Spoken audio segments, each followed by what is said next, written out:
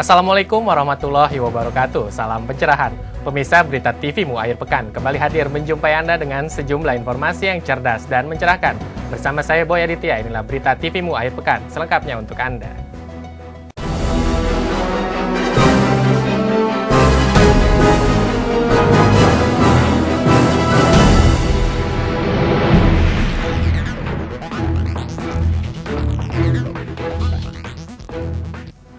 Pemirsa, Ketua Umum Pimpinan Pusat Muhammadiyah Din Syamsuddin menerima kunjungan ulama Al-Azhar yang tergabung dalam organisasi Majelis Ruhama Muslimin yang berpusat di Abu Dhabi. Pimpinan Pusat Muhammadiyah menerima kunjungan Dubes Mesir Bahade Suki beserta beberapa ulama Al-Azhar seperti Husni Metwali Muhammad Abde Maula dan Ahmed Khalifah Syarkawi Ahmed yang disambut langsung oleh Ketua Umum Pimpinan Pusat Muhammadiyah Din Syamsuddin di Gedung Pusat Dakwah Muhammadiyah Menteng Raya Jakarta pada Sabtu 4 Juli 2015. Kunjungan ini guna membicarakan masalah pandangan Majelis Cendekiawan Muslim yang beranggapan bahwa umat manusia di dunia saat ini sama dengan umat manusia di zaman Rasul di Madinah, di mana mereka tidak bersatu dan saling mengkafiri satu sama lain. Untuk itu penyelesaiannya dengan meneladani Rasul dengan hidup berdampingan secara damai, saling percaya hingga terbentuknya kerjasama antar agama. Saling percaya, ini based on trust. Ada kepercayaan satu sama lain, kemudian kesediaan hidup berdampingan secara damai.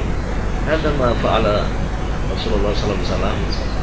Dan atas dasar ta'aruf inilah, karena Al-Quran menyampaikan diciptakan berbangsa-bangsa, bersuku-suku bangsa, li ta'arufu, untuk saling kenal mengenal, akan dibangunlah kerjasama, cooperation, at-ta'awun.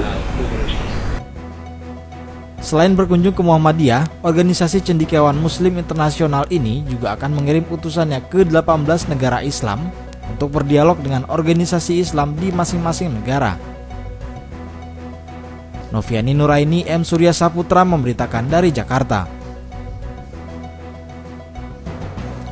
Ma'arif Institute mengadakan launching buku Muazin Bangsa dari Makkah Darat, biografi intelektual Ahmad Syafi'i Ma'arif sebagai bentuk penghargaan kepada karya Buya Syafi'i yang kini telah menginjak usia 80 tahun.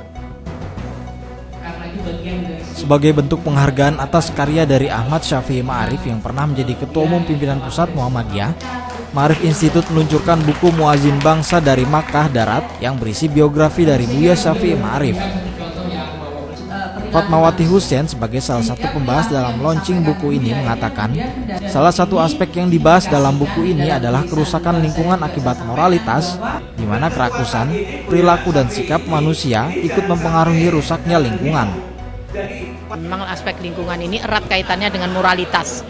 Jadi lingkungan yang rusak karena moralitas itu juga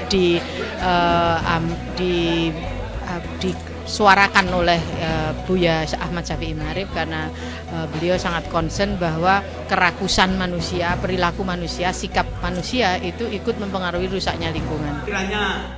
Acara yang dihadiri sejumlah tokoh nasional seperti Ketua MPR RI Zulkifli Hasan, Gubernur DKI Jakarta Basuki Cahayapurnama, Pelaksana Tugas Pimpinan KPK Johan Budi dan sejumlah tokoh lainnya yang ikut memberikan testimoni atas peluncuran buku dan ucapan selamat ulang tahun kepada Buya Syafi'i yang kini menginjak usia 80 tahun. Noviani Nuraini, M. Surya Saputra memberitakan dari Jakarta. Ikatan Mahasiswa Muhammadiyah menggelar acara Safari Ramadan di halaman parkir Gedung Pusat Dakwah Muhammadiyah Menteng Raya Jakarta.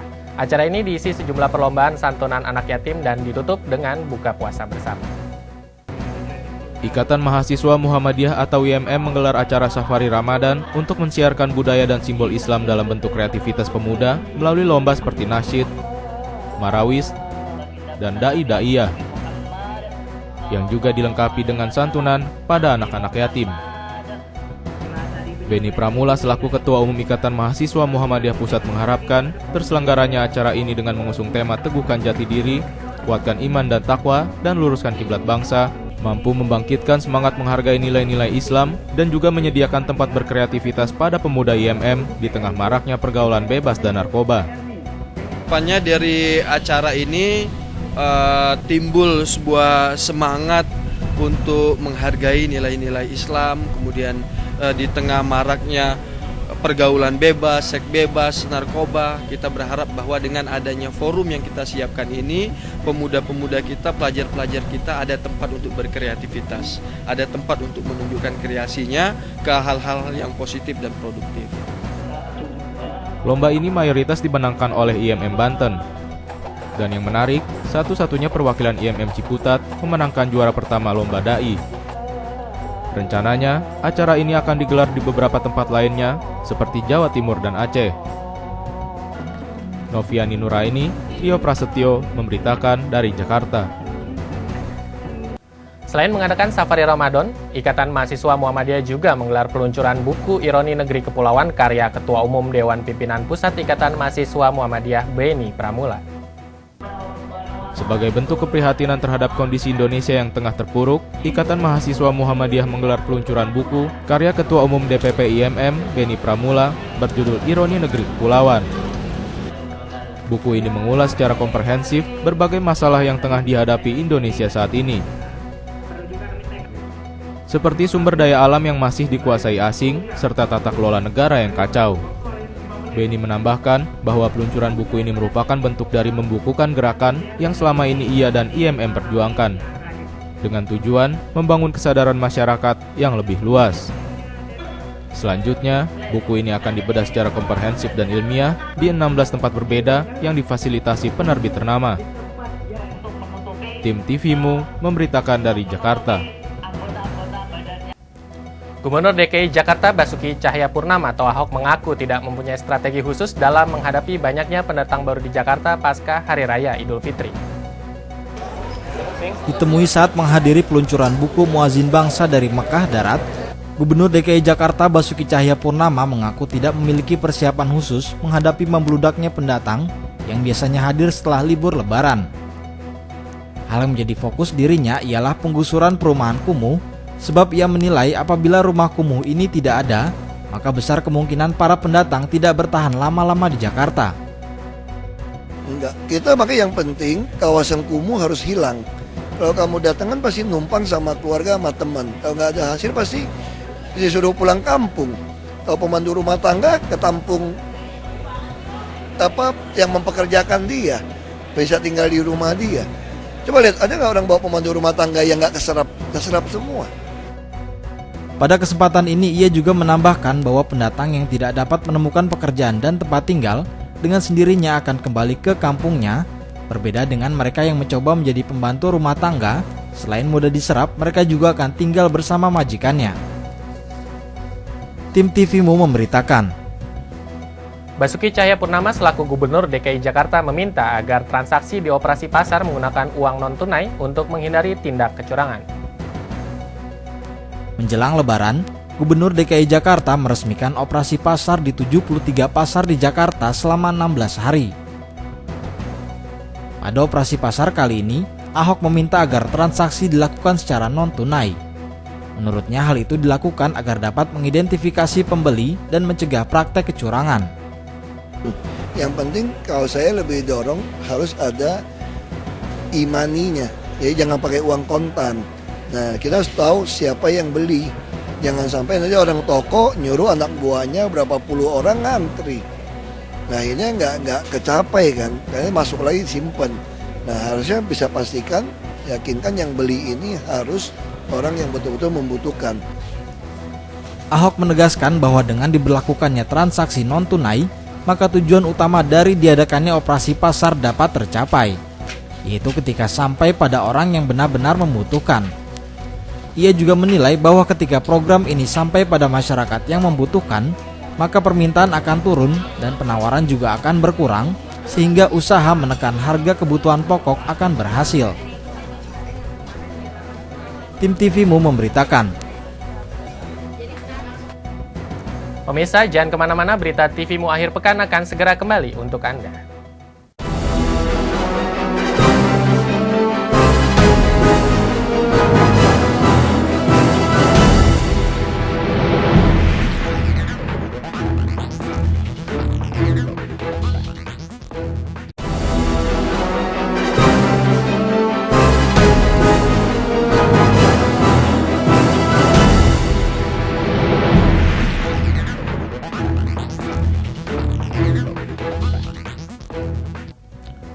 Pemirsa, terima kasih masih bersama kami dalam Berita TV-mu akhir pekan. 2 jenazah korban kecelakaan pesawat Hercules C-130 telah tiba di rumah duka. 2 jenazah sipil ini atas nama Byakti Nugraha dan Ananda Putri. Keduanya langsung dimakamkan di tempat pemakaman umum Pondok Rangon, Jakarta Timur. Setibanya di rumah duka, jenazah Byakti Nugraha dan Ananda Putri langsung disolatkan sebelum akhirnya dimakamkan berdampingan. Sejumlah keluarga, kerabat, serta rekan korban terlihat mengiringi jenazah hingga ke pemakaman.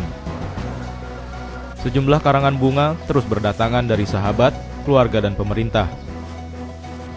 Suasana duka pun menyelimuti prosesi pemakaman kedua korban. Isak tangis keluarga pun pecah saat kedua jenazah masuk ke liang lahat.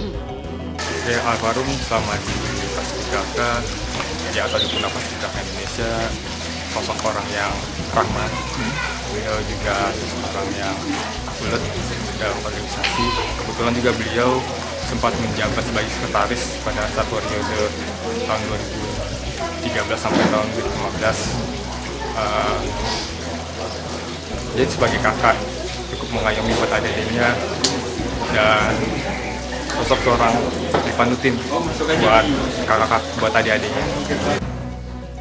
Perlu diketahui, Ananda Putri merupakan keponakan Byakti Nugraha yang baru berumur 5 tahun. Keduanya diketahui ikut menjadi korban dalam kecelakaan pesawat Hercules saat akan mengunjungi keluarganya di Pontianak. Dedi Musoni memberitakan dari Jakarta. Pasca kecelakaan pesawat Hercules di Medan, Sumatera Utara, pemerintah akan memberikan santunan kepada keluarga korban sebesar 15 juta rupiah. Berikut liputan selengkapnya. Menteri Sosial Kofifa Indar Parawansa membenarkan adanya santunan kepada korban tewas kecelakaan Hercules di Medan. Besaran santunan itu nantinya akan dibahas dalam rapat terbatasnya, namun standar besaran diperkirakan mencapai 15 juta rupiah. Kofifa menegaskan bahwa santunan yang diberikan nanti merupakan wujud kepedulian dan duka yang mendalam. Santunan tersebut bukan merupakan asuransi ataupun sejenisnya. Santunan untuk mereka, Pak Pres juga sudah sampaikan, tapi bahwa besarannya ya ratas jam raya loh ya. Jadi kalau Kementerian Sosial itu standarnya 15 juta itu sebenarnya tali asih pada keluarga untuk ikut menjadi bagian dari rasa kita berduka dan doa kita untuk kekuatan mereka, lebih sebagai sapaan kemanusiaan. Jadi ini sama sekali tidak terkait dengan asuransi, karena asuransi tentu ya asuransi. Jadi yang dipakai. Perlu diketahui, pesawat Hercules milik TNI Angkatan Udara yang jatuh di pemukiman warga di Medan, Sumatera Utara dengan membawa penumpang lebih dari 100 orang termasuk TNI dan warga sipil. Penumpang Hercules itu kini menjadi perbincangan yang notabene-nya pesawat Hercules itu khusus digunakan oleh TNI dan logistik. Dedi Musoni memberitakan dari Jakarta. Pemirsa, kemitraan Bank Bukopin Syariah dengan Muhammadiyah kini sangat kuat. Ini dibuktikan dengan partisipasi Bank Bukopin Syariah dalam menunjang program-program Muhammadiyah, terutama dalam pelaksanaan Muktamar ke-47 Muhammadiyah. Kondisi ekonomi 2015 ini memang mengalami penurunan. Bank Bukopin Syariah mengantisipasinya dengan lebih selektif dalam melakukan ekspansi pembiayaan. Dari sisi dana, Bukopin Syariah lebih aktif dan agresif untuk menggali potensi pasar lain dalam pendanaan. Saat ini produk unggulan Bukopin Syariah dari sisi penggalian dana masyarakat seperti tabungan bisnis, kemudian ada produk baru yaitu tabungan simpel atau simpanan pelajar IB. Selain produk, Bank Bukopin Syariah juga menjalin kerjasama dengan berbagai instansi seperti sekolah dan berbagai organisasi masyarakat termasuk Muhammadiyah. Ya, alhamdulillah kami terus-menerus melakukan kerjasama dengan Muhammadiyah. Di samping kerjasama dalam bentuk pembiayaan, dana masyarakat, juga partisipasi Bank Bukopin untuk menunjang program-program yang dilakukan oleh Muhammadiyah. Seperti nanti rencana ada Muktamar, kami juga ikut berpartisipasi dalam mensukseskan acara Muktamar tersebut. Kemitraan Bank Bukopin Syariah dengan Muhammadiyah memang sangat kuat. Bukopin Syariah turut berpartisipasi dalam mendukung kesuksesan Muktamar ke-47 Muhammadiyah di Makassar nanti. Rizky Nurul Ilmi, Bambang Triwibowo memberitakan dari Jakarta. Bank Syariah Bukopin mengadakan relaunching websitenya dengan tampilan baru. Selain itu, Bank Syariah Bukopin juga menawarkan produk tabungan simpel yang diperuntukkan siswa dalam rangka edukasi dan inklusi. Bank Bukopin Syariah mendesain websitenya sesuai dengan kebutuhan nasabahnya, misalnya dapat diakses melalui handphone. Dengan tampilan baru ini diharapkan dapat meningkatkan kepercayaan nasabah untuk menggunakan produk dan jasa yang ditawarkan Bukopin Syariah. Bersamaan dengan program OJK yang mempunyai slogan Aku Cinta Keuangan Syariah, Bukopin Syariah juga menawarkan produk tabungan simpel IB atau simpanan pelajar IB yang memiliki fitur menarik dalam rangka edukasi dan inklusi keuangan untuk mendorong budaya menabung sejak usia dini. Ini memang produk baru. Untuk tahap awal kami lakukan dengan melakukan edukasi kepada pelajar melalui sekolah-sekolah yang existing kami sudah biayai. Jadi kami ini kan banyak juga sekolah-sekolah yang sudah bekerja sama dengan Bank Syariah Bukopin. Nah, ini lebih ditingkatkan dengan menawarkan atau memberikan kerjasama dalam bentuk simpanan pelajar bagi para pelajarnya. Jadi produk ini merupakan untuk tahap awal pelengkap dari program pengembangan segmentasi pendidikan yang ada di kami. Kemudahan bagi nasabah yang memiliki tabungan simpel, yaitu hanya dengan setoran awal Rp1.000 sudah bisa mendapatkan buku tabungan. Nasabah juga dapat memiliki kartu ATM simpel IB Bukopin Syariah. Sasaran produk tabungan simpel IB ini para pelajar mulai dari PAUD, TK, SD, SMP, hingga SMA. Rizky Nurul Ilmi, Bambang Triwibowo memberitakan dari Jakarta. Pemirsa, jangan kemana-mana, Berita TVmu akan segera kembali untuk Anda.